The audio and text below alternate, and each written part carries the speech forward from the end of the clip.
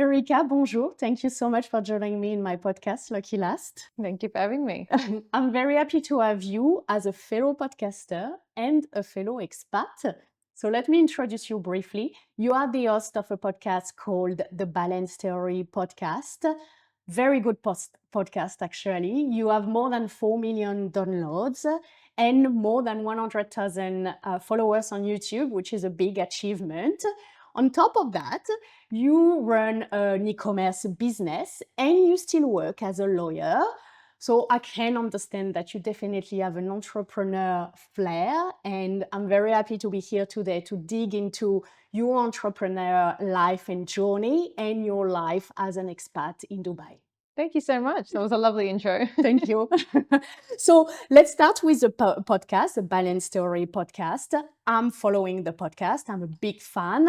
And as I said before, because I share everything, you are my benchmark. I really like your tone. I really like your guest. I really like what we get out of your podcast. So first of all, congrats. But how did you come to that? Because as a podcaster, I just started. You started from zero. How did you manage all that? And why as well you started this podcast? Firstly, thank you so much. Yes. It means a lot to hear that the show's resonating with you, and it's amazing to hear that it's like inspiring for you and your journey. I think to answer your first question, why did I start the podcast? I was working as a lawyer, and I kind of was going through this motion of school, uni, graduate, go into a career. And that for me was law. And when I kind of went through all of that and I started working as a lawyer, I just felt like there was something missing. I was kind of had this feeling like, is this it? Is this what I'm going to be doing for the rest of my life? And I felt like there was some sort of gap. And when I reflected on that, for me, it was connecting with people, like what we're doing here today. And it's actually a very funny story. My husband and I, we were driving back on New Year's Day and we were listening to a podcast. It was Gary V. You know Gary V? He's quite a big media personality for anyone that doesn't know his stuff, but he's quite motivational and inspiring. Yes. So listening to him on New Year's Day, getting really kind of excited for the new year. And then he said something. He said, if you've got the power of communication, you have to be doing something like a podcast, a YouTube channel. You need to be giving that gift to the world. My husband paused and he looked at me and he said, you should start a podcast. And I had never thought about doing a podcast. In that moment, I just felt, I don't know if you've ever had this moment, but I just felt completely calm. Like I knew this is something I need to do. I wasn't nervous about it. I wasn't stressed out. What am I going to call it? What am I going to do it on? It just was this moment of clarity. Like I feel like this is one of those moments where the universe shows you like what you should be doing. And it just felt right. And so after that, I was like, okay, I know I have this feeling that this is something I want to do. It excites me. I love talking to people. I've always felt I've been a good communicator. What do I want to talk about? I don't want to talk about law. That's not really my passion, let's say. And at the time, and still today, I was very interested in self-development, self-improvement type topics. And that's really what the podcast is about. But the core of it, it's called the balance theory. It's really about trying to understand what having balance in our lives means. Because like you kind of mentioned, I'm this entrepreneurial kind of go-getter person, but I feel I also have this very holistic side where I care about, I'm a very family-oriented person. I'm very traditional in that regard. I love quality time and I really want to make sure my health is number one in my life. So how do I have these ambitious goals, but make the most important things the most important things? And I just felt at the time, this conversation around work-life balance was really lacking kind of a way for people to make it make sense for themselves. And for me, it just made me constantly feel stressed and made me constantly feel guilty, like I wasn't doing enough of anything. So I really set out on this journey to re-explore what balance means and try and create a little bit of a framework that people can take and make it make sense for them. You know, my mission was never to be an expert in balance. I'm certainly not. It's an evolving kind of curiosity for me, but it's more that we have an open conversation and people start to paint the picture for themselves. Yes, so you redefine balance and dive into mindset and self-development. Did you feel the need to do that for yourself first as well, or it was mostly for people around you? I always say the podcast is kind of like the most selfish thing I've ever done because it's really been me and what I want to learn from people, and then me sharing that with others. Of course, a natural byproduct of that is that it's helping a lot of people.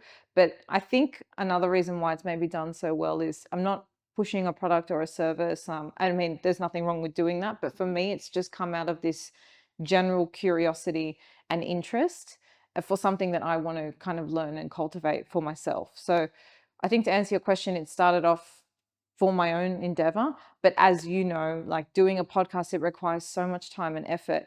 It gets to a point where doing it for yourself, I don't think is enough. I think once you realize it's for something bigger than you, it really makes it that little bit more kind of motivating. And you feel like you're just giving to people. And I love that part of it. Yes, absolutely. It resonates so much with me to to be honest. I did the podcast for myself first, and I like to have guests as well that are going to help me, initially True. how it works. But I hope that I can help others as well when I'm meeting with someone. So you said that it felt right, when your husband said, "That's it, I think you should do a podcast." First of all, I think your husband know you very well, which is It does. very good. And then how did it start? So what was the next step after that? So there was definitely a little bit of planning. I Mm. had to sit down and think, okay, what am I interested in? Self-development. What is it about self-development? Like I said, I had this pain point of I felt like I was trying to do everything and I just felt overwhelmed all the time. So I was like, I want to come up with like a sustainable way for people to do all the things they want to do and not feel guilty and overwhelmed, because that's where I was. So I just started ideating on it. And honestly, after that, it was just I had to push myself to buy the microphone, to practice recording, and then to just put it out there. And I just want people to know that that process for me was not seamless. One, two, three, done, launched it, it's over. I hated the sound of my own voice. I had issues with recording. I thought I pressed record, then I didn't. I recorded it 500 times over. I second guessed it before I released it. I had that fear of what are people going to think? What are people I went to school with going to, all of the things that I think people experience before you do anything new. I felt all of that, but I did it anyway because I knew that the first one I did was always going to be the worst one because you're only going to get better from there. So the process for me was getting over myself, honestly, and just putting it out there because I just had this kind of like bigger calling. I knew deep down it was something I wanted to do. So I made sure I had like 3 or 4 pre-recorded. I actually originally started once a fortnight as well for about 2 months, and then I went to weekly. But I made sure I was a little bit ahead because I get very stressed out if I'm not organized. And that's it. I've put out one a week ever since with, a couple breaks in between. So you got out of your comfort zone. You tried something that you didn't know about. There is always a first, I Yes. want to say. Whatever you are doing, there is always a first. And I think, as you said, it's probably the first step that is the most important, and then things will start rolling. I hate listening to myself as well. It's the most terrible thing that can happen. And But you agree, you kind of get over it as you time get goes over on, it, and you know what to expect. Yeah. I will say. So you know how you are going to be, what you are going to say, etc. So yes, you definitely get over it. But I think it helps you grow as well so much. Yeah. And can be a podcast or not a podcast. It's so important to give yourself 200% and try something new because you don't know where it's going to bring you. No idea. And 4.5 years later, it's bring you to a very good position. You are in the top 1.5% podcast worldwide. You are doing extremely good. Did you see the podcast going that way? Or did you have a moment where you said, oh, actually, I have the vision now, can go somewhere? I'm the kind of person that when I start something, I'm never aiming low when I'm starting something. I always have the top, like if I want to do something, I want to go all in on it. I don't want it to just be something casual I'm doing on the side. So I started this with every intention that it was going to be a household name podcast. And, it's grown so much, but where I see it going is even greater than where it is now. And I think having that vision and that conviction in yourself, it helps you get through those weekends when you think why am I still doing this? You know, I had so many weekends in second year going into the third year where it had kind of plateaued, and I tried something new and it didn't really work, and I was trying to push my Instagram. That wasn't really working. I had this bigger vision in my mind that I still have today that just kept me going. And I just knew that if, you know, when I started, I was looking at podcasts that were at 4 or 5 years, they were my benchmark. And I said, okay, well, what's made them get to this point? They've just stuck around and they've continued to show up. So I just have to keep doing that. And over time, I'm going to be one of the only ones that keep on doing that. Because as I said to you before, there's a really interesting stat. I think it's about 90% of podcasts stop after 10 episodes. So I thought, if I just keep going, already I'm in the top 10%. And then if I keep going for another year, you're eventually going to just be one of the podcasts that have been around for the longest period of time. So I've always had that bigger vision in my mind, and it's really helped me moments where I felt like giving up. Yes, absolutely. Very good advice here. Did someone in the industry give you a great advice at the beginning, or because you were a bit of a self-learner? Can you imagine? I mean, most of podcasters are probably are, but did you get any advice from someone in the industry that still resonate? No one particularly, like in podcasting. I don't know how you feel, but at the beginning I felt it was a bit of a lonely journey. I mean, today there are more podcasters, but still it's quite a niche. So I did really kind of feel like I was in my own lane. So not direct advice, but I really look up to people like, you know, Stephen Bartlett. Yes. I really admire kind of his humility, and he's very down to earth, and the way he just leads with curiosity. So he's kind of an inspiration for me for how he's grown. I saw his assistant put up a LinkedIn post. I think 6 years ago they had 2,000 followers on YouTube or something, and now he's got millions of subscribers. So I always kind of had this theme of consistency in my mind, and seeing the leap that other bigger podcasts that I was kind of looking up to had made. To me, that was the common thread between them all, because I think it's very easy to sit here and think, well, who's going to listen to me? Like, I don't have anything special about me. But the reality is there's one of you. You're the only one of you in the world, and people are interested in different types of personalities. And so I think you park that thought and you keep going with consistency, and your people will find you. Yes, thank you. I jump back on what you said about it's a very lonely process, especially at the beginning. It is a very lonely process because you're spending so much time and energy into your podcast. And for me, at the beginning, there is not much happening. There is not the results. If you compare the amount of energy and time and sweat that you put into it, and it's difficult to connect with your entourage, because except maybe my partner, this is not something that you are going to talk about every day, because they are not podcasters, they don't understand. So I really feel you when you say it's a lonely journey. It's definitely his. Was your husband supportive? Yeah, extremely. He's amazing. It's like he saw my potential before I did. And I think when you're with the right person, they really bring more of you out. And I feel very grateful to be with someone that I can honestly say continues to do that. As we grow, he's like always pushing, you know, if I have a goal or a target, he's always pushing me that little bit extra. And he's really, really supportive, and always kind of giving me ideas. So yeah, he's been a very invaluable part to me doing this.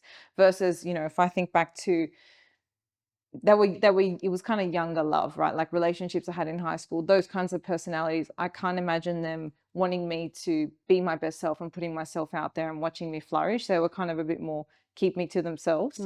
So being with the right person as well, I think and you know, your support network generally, people that believe in you and are just going to support you. They don't have to understand what you're doing. Like you said, not everyone's a podcaster. They don't understand the nuances and the challenges, but they believe in you and they just want to support you and see you shine. That's very important. Yes. You started your podcast in Australia. You are Australian. And then along the way, you move to Dubai, and you are now living in Dubai. How did you transition from Sydney to Dubai? And how did you manage to move your podcast as well? So at the time we moved overseas, I was actually doing online recordings. So I had started doing them in my apartment, in my home, and then COVID hit. So I had to move. I was kind of forced to move to Zoom. So by the time I moved overseas, I was already on Zoom, which actually made the move quite easy because I just had my computer and a microphone. The setup's quite simple if you're doing Zoom. So when I moved overseas and I was traveling a bit, it was quite easy to just keep going. It was only actually around my 4th year that I went back into a professionally recorded studio. So the transition for me was okay in that regard. And so it's a different country, it's a different culture. It's quite new. I'm an expat myself. I know the first years are quite challenging. How did you manage your new life and you settling in this new country and city? This is the first time I've ever lived outside of where I was born, where I grew up. So it was a very fast way to grow as an individual. It was really quite interesting because, and it sounds obvious, but I didn't really appreciate it before I moved. Moving there, I literally hit the reset button on everything. I didn't even move with a job. We moved over with the intention to travel for a few months and then I was going to work. And not having a home or a base for a few months and just moving around and not really knowing where we were going back to, I actually found that a little bit unsettling. I tried the whole working on the go thing. So we were going around Europe for 3 months. I kind of thought this is going to be a dream. I'm going to be working and traveling, but I honestly hated it. It was not for me. And I encourage people to actually try it if it's something they think they want to do. I'm very routine and organized kind of person. And so being out of my home and knowing where I was going to the gym, getting a coffee, just having those little things that set me up for my day just threw me into chaos. I find even now when I visit Australia, I experience the same thing. So a big challenge for me was not having that base. And then once we had the base, we had our apartment, we found our local gym, we started making friends. It took like a good year to actually feel settled in that routine, like to that not feeling so new anymore. So it was an interesting experience where I felt like everything was stripped and I had to reset everything. One of the things I realized that I never had to do before was learn the skill of making friends. That was something I'd never had to do before because I, made them through school and just through the suburb I was living in. It was like this constant in my life. I never had to actually friend date, and try and make new friends. That was probably the most challenging thing that I found, and I didn't appreciate that I grew up in an area where people had very similar values to me. So I'd meet people and we'd click just like that. But in Dubai, there's people from all around the world. I didn't always have value matches with everyone. And it was difficult to kind of learn that I had to maybe friend date a bit to find people rather than just meet people and connect straight away. It's very difficult to make friends, especially when we get older, I find. And yes, it's a big challenge, definitely. So this was your most challenging part. What was the most rewarding part? To make these friends, maybe? To finally have good friends over there? Yeah, definitely that's rewarding once that kind of landed. But I don't know if your listeners have been to Dubai or not. I think it has a lot of mixed uh, views of it, right? People think it's very glam and luxurious, and people watch Dubai Bling. I've never watched it, but I think it gives a certain interpretation of Dubai. My view of it is it's a hub for very ambitious entrepreneurial people who want to be a part of a growing and new city. And when you're in a city that's 50 years old, that is still being built, there's construction everywhere, that creates an energy where everyone is trying to grow and extend things. They've done things there that seem impossible. A building that's almost 1 kilometer long, a whole set of islands that are across the water and people live on. It's a big part of the city. So I think people have a very misguided interpretation of Dubai. I really love it. And I feel like the people that it attracts are people who are very innovative and want to be somewhere that's growing and evolving, which says something about themselves. So being able to be there and connect with those people, both on a business side, in the podcast side, and in my personal life, has been really amazing because people versus people in Australia, people are a lot more set maybe in their ways and are more comfortable with, like I said to you, I kind of went to school, got a job. That felt wrong for me. But a lot of people, and there's nothing wrong with that. Yes.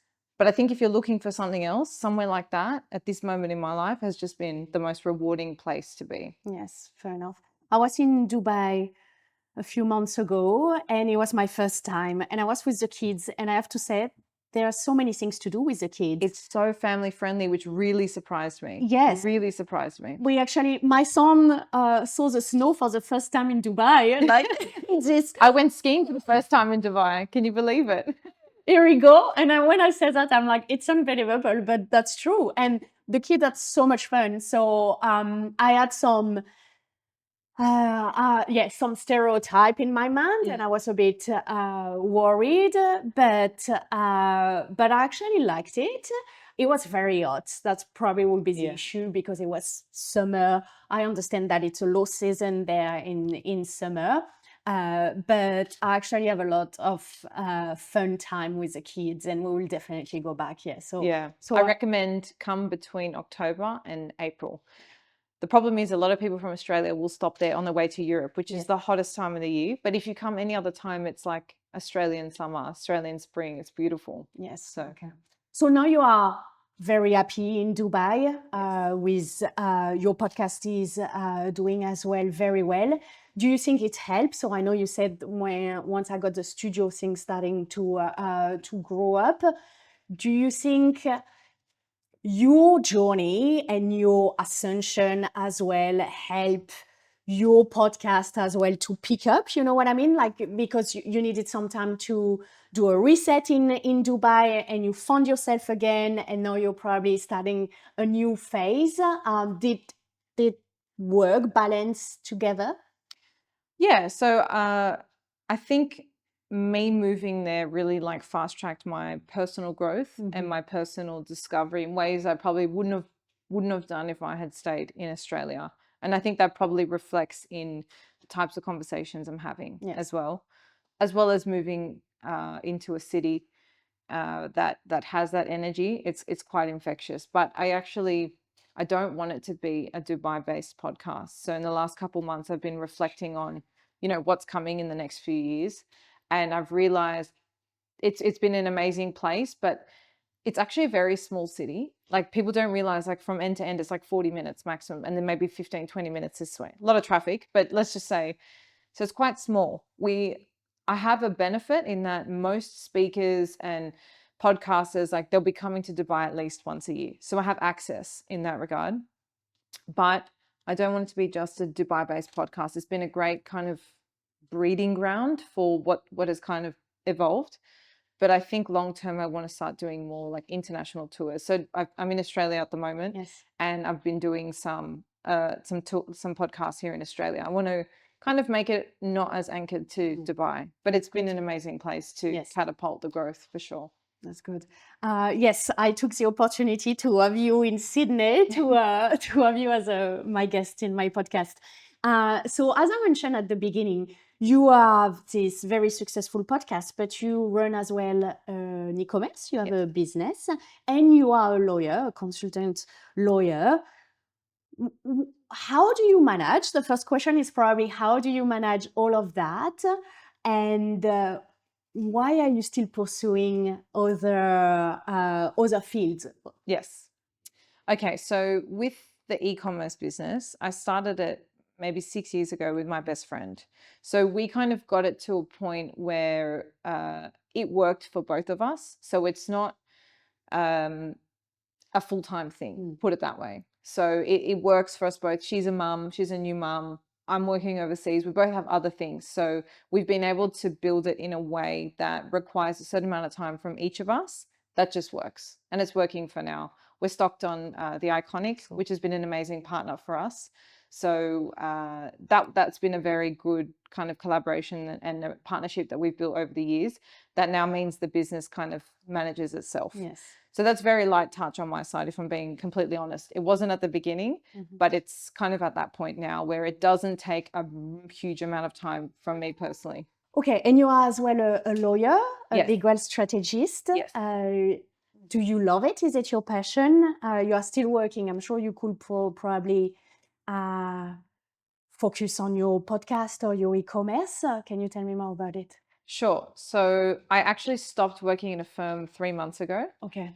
For me, working full time in an office, I found it a very draining experience. And when I really reflected on my role as a lawyer, there were parts of it that I loved and there were parts of it that I really did not enjoy. And that really drained me. Mhm. And what I worked out was it was more about the environment. So I like what I do. I like being able to, I do commercial law. So Okay. I'm helping businesses with their contracts. If they want to expand, if they want to set up, I give them advice. We do the kind of structuring, licensing, all of that.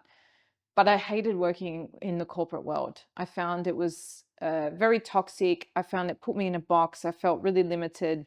And so that's what I didn't like. So 3 months ago, I kind of took the leap and made the transition to just work as a consultant. So I have a handful of clients and growing at the moment that I just kind of work with them as their outside in-house counsel. And that works really well because it gives me so much flexibility to then focus more on the podcast. So I kind of like to think I've created my own balance Mhm. at this point in time.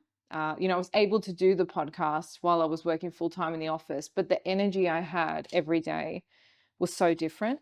So I feel really grateful to be in a position now where I have clients that I can work with one on one, and then, that frees me up to be a bit more flexible with my other things as well. That's very good. I think it's a goal of many people, to be able to have their balance and not fully quitting, still working, but having this flexibility to work from home or wherever they want to work from. Did it take some time for you to set that up? Yes, Yeah, yeah. yeah, So it doesn't 100%. come like that. No, No. so to kind of give a bit of context, I was bringing in a lot of work to the firm myself. So I had already started the process of building a relationship with clients that naturally just kind of followed me because they all wanted to work with me, not necessarily with the firm. So I think if that's something you want to do, you have to start. Um, I kind of started to think like they were my own clients from like a year before I was quitting. Not that I was doing anything outside of my job. It was just more in the way I was managing the relationship. I was taking more ownership, and it just started to give me that practice while being in kind of Yeah. that safety net. I think if you want to build a balance or something on your own terms, you need to work out what does that look like? What do you Mhm. want it to look like? And then what steps do you need to take to get there? I kind of was thinking, okay, I'm here now. This is where I want to be. What's the gap? And how do I close that? And Yes. so it was a process. It wasn't like I just decided. I've always had a job where I've had regular income. So that was actually a very scary step for me, but it was calculated and planned for, if Yes. that makes sense. Yeah, absolutely. Absolutely. So you have been able to make it work and balance all of this. That's fascinating. So now come back to our listener. What would you say to someone who would like to give it a go to something while still working on their job or on their other work, whatever they have? What would you suggest to do or to start with? So I think the starting place is accepting that no single job is meant to satisfy you. I think as humans, we're very multifaceted beings, and it's very difficult for one job to tick all of your boxes for your skills and your interests and your passions. So I think we're meant to have, whether it be through hobbies or just through other things, I think we're meant to have a few things that fulfill us, that give us a very full life experience. So for people in a job, full-time job that wanting to try other things, I would say reflect on your current job and think about if there are any gaps in things that you're interested in. So, like I said to you, for me, when I was in law, it was that connection with people. For other people, it might be creativity or working with their hands or something artistic, or maybe they love music. If you start to really think about what do you enjoy, what are you passionate about, maybe it's skills that you use that you're not getting in your job, then you can start to think, okay, well, how do I buffer it out? How do I maybe lean on other things for those skills that I'm not getting in my job? Mm. And when I actually did that in my own role, it made me actually enjoy my job better because I wasn't frustrated that it wasn't being this one thing, that it wasn't everything for me because I had an outlet elsewhere. So it actually had this reverse effect where I ended up loving my job more at the time. So that's what I would say. I would say think about what's the gap in your current experience and how can you kind of have that elsewhere. Okay, thank you. Fascinating. I think you're right. You cannot be fulfilled with just one thing. You need to open your mind to other things that you can do and maybe have two, three things aligned to really feel this fulfillment. And now one more thing, I would like to ask you, who is your most influential person at the moment and how are they influencing you? I'd probably say, like I kind of mentioned before, Stephen Bartlett. Yes. I think he's a general pioneer kind of in the podcasting space, and I really resonate with him as a person, and he's someone I hope to have a guest on the show one day. And I'm really enjoying, I'm not sure if you've heard of Candace Owens. Yes. Yeah. I find the way she explains things very interesting, and I really admire her boldness in how she kind of conveys her opinion. She's very unapologetic in the way she kind of expresses herself. So I'd say between those two, there's many. I mean, I love Patrick Bet-David and the way he runs his podcast. But yeah, I'd say those two are probably most inspiring to me at the moment. I read recently Stephen Barnett's book. Yes. And just fascinating, you know, it resonated so well. So sometimes when I have a bit of time, I come back to one chapter, you know, one rule, and I'm like, yes, I need to implement that. It is amazing. I agree. Like, I like the way he thinks. Yes, absolutely. Out of the box, always, you know, I found it, fascinating. And now in terms of success and growth, what are the important skills that we need to have to keep going and see eventually, you know, the payout? I think you need to have the discipline to be consistent, because, you know, we think growth looks like this, but growth really looks like this. Sometimes you go back and then you drop a little bit and then you go up and then it's flat for a bit and then you might. So it's very unpredictable how you're going to grow. And we think it's this linear kind of progress, but it's not. Sometimes it means you have to go 3 steps back. Sometimes it means you have to change the way you're going. And so I think being disciplined to be consistent, despite what's happening every single day, you know, one day you might get 1 download, the next day you might get 10, and then, you know, you might change something and then it flatlines. So being consistent with what you're doing, having that discipline. And I think being flexible as well is a very underrated skill, because I think when we're so rigid in, I said it has to be this way and I'm doing things like this, and we have tunnel vision, we miss the opportunity for other things or other ways to do things.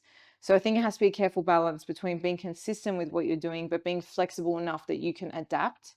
You know, for example, when I started video podcasts, audio podcasts without video still had a chance to do well. Whereas now I think you really need to have video. So for example, when I started, you could get away with, I think, not having video in the podcast. You could get away with just having audio.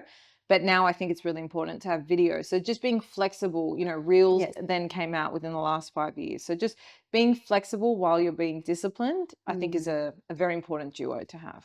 Thank you so much, Erika, for your time. You're Thank you so welcome. much for your flexibility, because you don't see it, but my son was disturbing us the whole time. It's not a problem. The reality of being a mom, having a podcast, working full time, it's not a problem at all. But thank you so much. You are such an inspiration for me, and I'm very happy to have you here. So thank you for your time. Thank you for your valuable advice. And I can't wait to see where the Balance Theory podcast will be next. Thank you. Thank you so much.